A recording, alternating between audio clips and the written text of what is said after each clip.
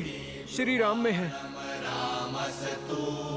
परिष्वज्य विभीषणम् अब्रवील लक्ष्मणं पितः समुद्राज जलम् आनय तेन च इमं महाप्राज्ञम् अविषिञ्च विभीषणम् राजानं। राम के अतिरिक्त अब कोई आसरा नहीं है तुम्हारा।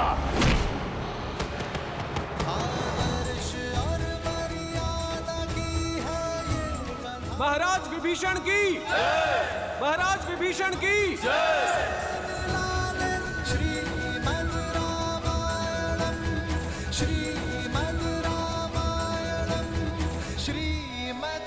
मैं रघुकुल का वंशज महाराज दशरथ का पुत्र राम विभीषण को लंका का राजा घोषित करता। मुझे विश्वास है कि लंका विभीषण की अगुवाई में धर्म के पथ पर चलेगा। प्रभु, मैं अब भी आपका दास हूं। मेरी शक्ति, मेरी संपत्ति सब आपकी है प्रभु। ये सेवक सदैव आपकी सेवा करने की चेष्टा करता रहेगा।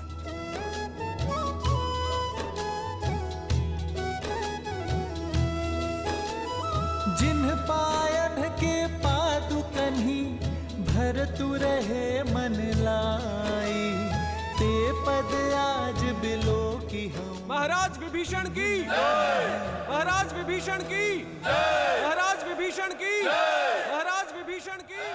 उष्ट्राणम विवाहेषु गीतम गायन्ति गदर्भः परस्पर प्रशस्यन्ति अहो गीतम अहो स्वरम अहो रूपम अहो ध्वनि। कुछ समझे शार्दुल? अर्थात ऊंटों की शादी में गधे गीत गाते हैं। एक बेसुरा कुरूप की प्रशंसा करता है और कुरूप बेसुरे के स्वर पर ताली बजाता है। क्या अद्भुत प्रसंग है। एक निष्कासित कायर ने एक निर्धन वनवासी के चरणों का दास बनना स्वीकार किया और उस वनवासी ने उस कायर को राजा बनाने का आश्वासन दिया। दो भाग्यहीन एकजुट होकर रावण का सामना करने का स्वप्न देख रहे हैं।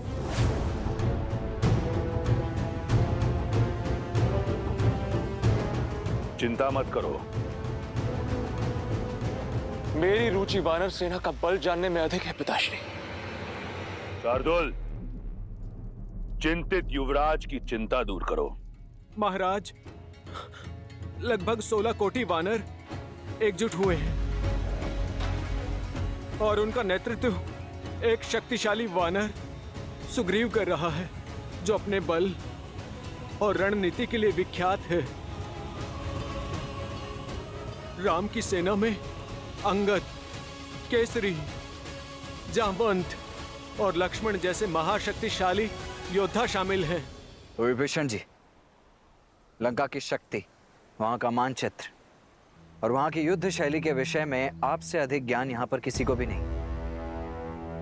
तो सर्वप्रथम आप हमें यह बताइए कि इस 100 योजन से भी अधिक समुद्र को पार कैसे किया जाए लंका पहुंचने के लिए। सागर को पार करा सकने में सक्षम केवल वरुण देव।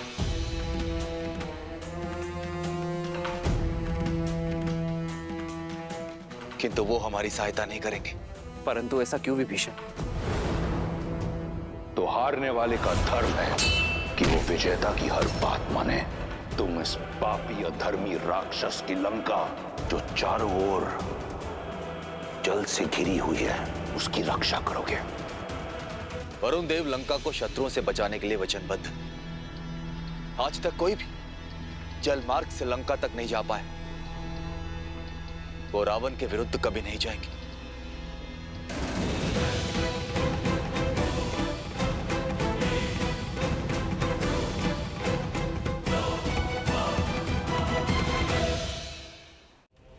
ये सामान्य योद्धा नहीं है पिताश्री।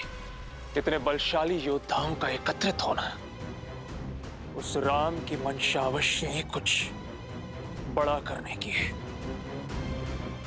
तो क्या इंद्र को परास्त करने वाला इंद्रजीत एक वनवासी से भयभीत हो गया?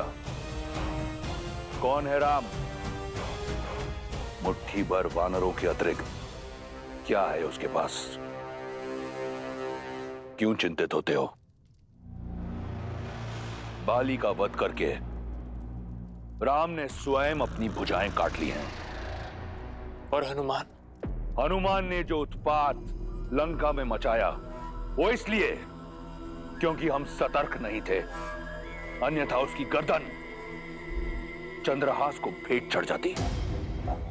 और रहे शेष बड़े नाम, सुग्रीव वो कायर है जो बाली से छिपा बैठा था, जामवंत बूढ़ा है और अंगद एक बालक। अकेला हनुमान क्या करेगा?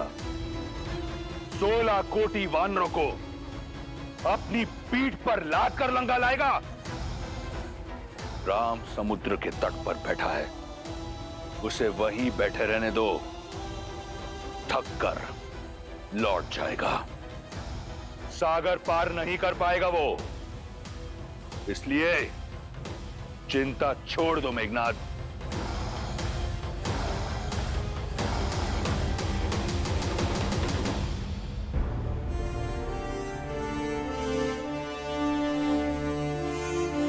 यदि वरुण देव ही सागर से जाने का मार्ग दे सकते हैं तो मैं वरुण देव की आराधना कर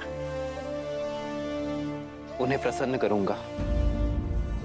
प्रार्थना करूंगा कि वो हमें मार दें। क्षमा कीजिए भैया, परंतु प्रार्थना करने जितना समय नहीं है हमारे पास। हमारे वनवास को समाप्त होने के लिए बस 1 माह का समय शेष रह गया है। वहां अयोध्या में भरत भैया हमारे लौटने के दिन गिन रहे होंगे और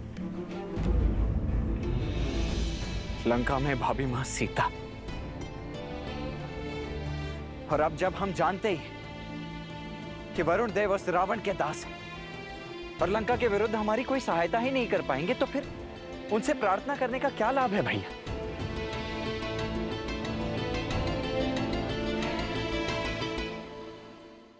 भैया, वीर पुरुष पूजा नहीं करते हैं, प्रहार करके अपना मार्ग बनाते हैं।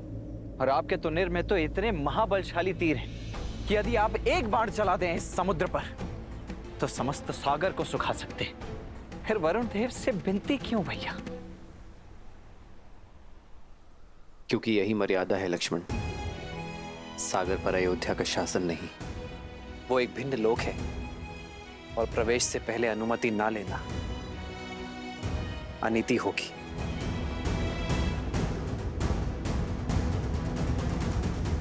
धर्म का मार्ग प्रशस्त करने के लिए मैं अधर्म का पथ नहीं चुन सकता। वो वीरता अधूरी है जिसमें मर्यादा, धैर्य और विवेक ना हो।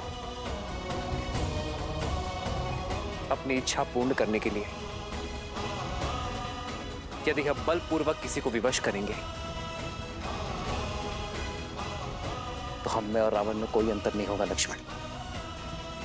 और बल से झुकने वाले शीश विरोध में सबसे प्रथम उठते हैं और हमें सागर से विरोध नहीं सहयोग चाहिए। इसलिए हम सागर से प्रार्थना करेंगे। मुझे पूर्ण विश्वास है कि वरुण देव हमारा उद्देश्य समझेंगे और हमारी सहायता करेंगे। परंतु यदि आपकी प्रार्थना के पश्चात भी उन्होंने आपका अनुनय नहीं माना तो? जो हुआ नहीं उसकी कल्पना कर भविष्य नहीं गढ़ा जाता लक्ष्मण। हम अयोध्या की गरिमा का मान रखेंगे और उसके पश्चात कोई निर्णय लेंगे।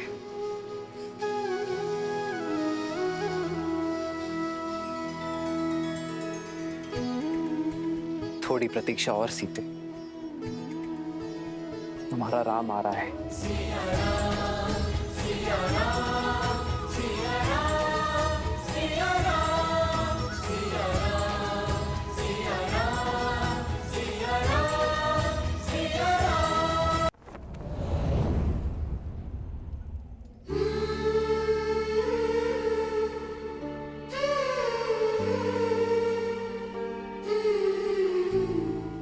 सावधान, लंकापति रावण पधार रहे हैं।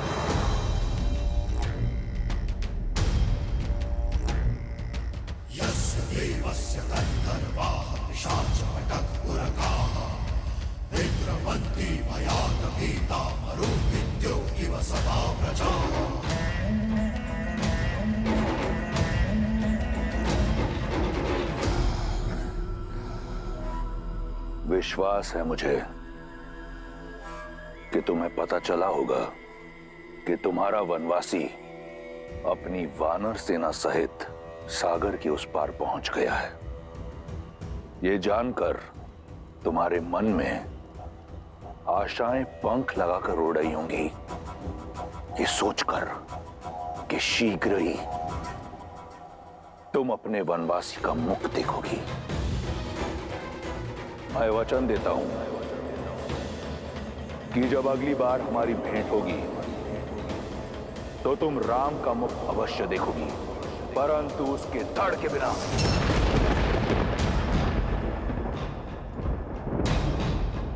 उसका शीश काट कर लेकर आऊंगा और वही होगा मेरी ओर से तुम्हें हमारे विवाह का उपहार। सज रहना सीता, हमारी अगली भेंट के लिए।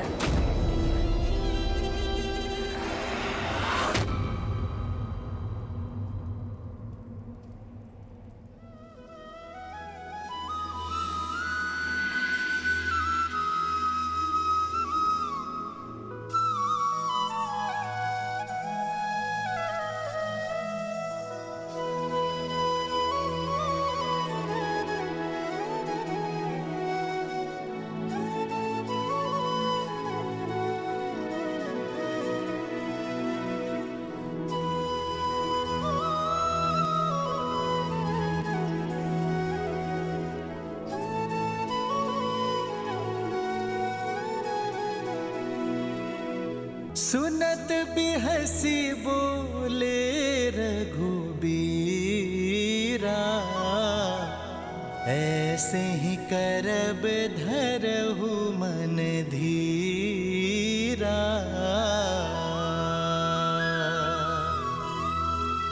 हंस कही प्रभु अनुज ही समुझाई, सिंधु समीप गए रघुराई।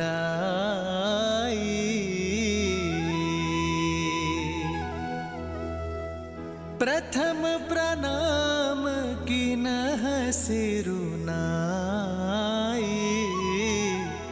बैठे पुनि तट दर्भ साई।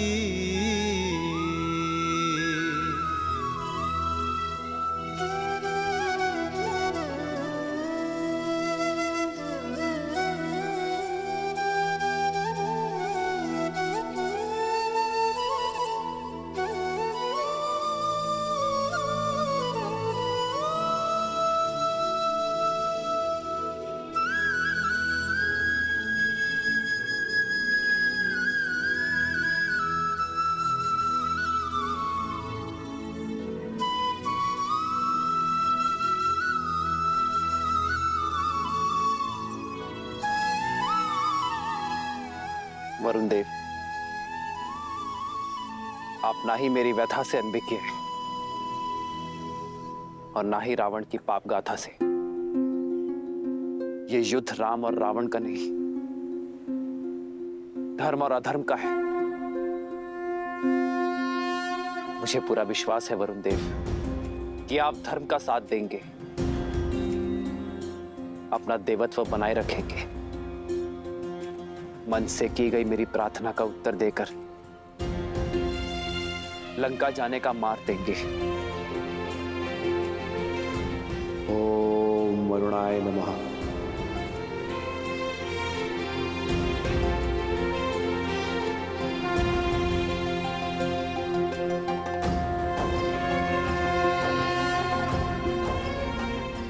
ओम जल बिंबाय विद्महे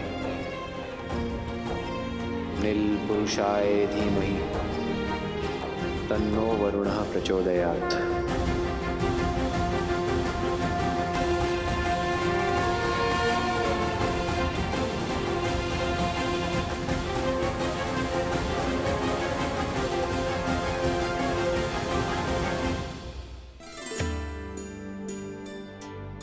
महादेव, वरुण तो जल के देवता हैं। श्री राम चाहें तो उन्हें आदेश भी कर सकते हैं, अपने एक बाण के आगे विवश कर सकते हैं। फिर वो प्रार्थना क्यों कर रहे हैं? देवी, जिस वृक्ष पर अधिक फल लगे होते हैं, झुकना उसका स्वभाव बन जाता है। उसी प्रकार अत्यंत बलशाली व्यक्ति को भी झुककर ही चलना चाहिए, दूसरों का आदर सम्मान करना चाहिए, विनय का गुण अपनाना चाहिए। श्री राम इसका उदाहरण है। अपने सामने आए उस सागर को रौंद कर आगे बढ़ने की क्षमता होते हुए भी उसी सागर से प्रार्थना कर रहे हैं। ऐसा कर श्री राम ने न केवल अपने बल अपितु अपनी मर्यादा को भी शोभित किया। उचित है, किंतु वरुण देव, क्या श्री राम के इस विनय को स्वीकार कर पाएंगे? वो तो स्वयं रावण के अधीन है। फिर वो श्री राम की सहायता कैसे करेंगे? देवी, मर्यादा का एक और अर्थ होता है सीमा, और श्री राम ऐसे ही मर्यादा पुरुषोत्तम नहीं। वे कभी मर्यादा भंग नहीं करते और साथ ही दूसरों की मर्यादा भी भंग ना हो, इसका भी विशेष ध्यान रखते हैं।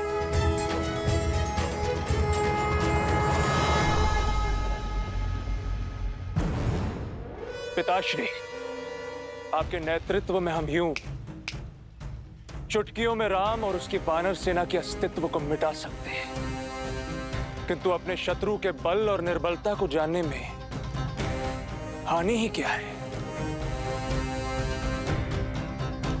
शूक और सारंग को प्रस्तुत किया जाए।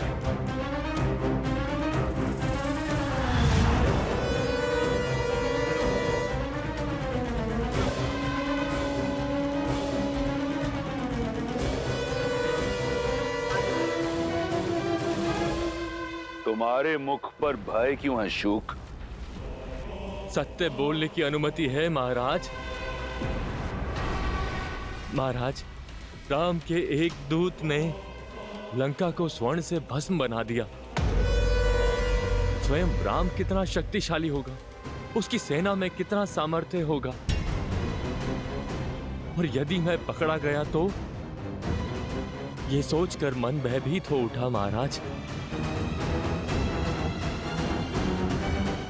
भय उचित है तुम्हारा। हो सकता है कि राम तुम्हें पकड़ ले, हो सकता है कि राम तुम्हारे प्राण हर ले, परंतु मेरी आज्ञा की अवहेलना करने के लिए इसी क्षण मैं तुम्हारे प्राण हर लूंगा। चुनाव तुम्हारा है। क्षमा क्षमा महाराज, क्षमा। मेरा वो अर्थ नहीं था। आपकी आज्ञा का पालन होगा महाराज, अवश्य होगा, अवश्य होगा महाराज। निर्णय सही है तुम्हारा। और रही तुम्हारे भय की बात, तो यदि तुम पकड़े गए तो कह देना उनसे कि तुम मेरे दूत हो। एक राजा का संदेशा दूसरे राजा सुग्रीव के लिए लेकर आए हो। सुनने में आया है कि राम मर्यादा का पुतला है। मर्यादा की सीमा को लांघकर एक दूत की हत्या नहीं करेगा वो। तुम्हारे प्राण बच जाएंगे और तुम पुनः लंका लौट आओगे। सुग्रीव को क्या कहना है, ये ध्यान से सुनो।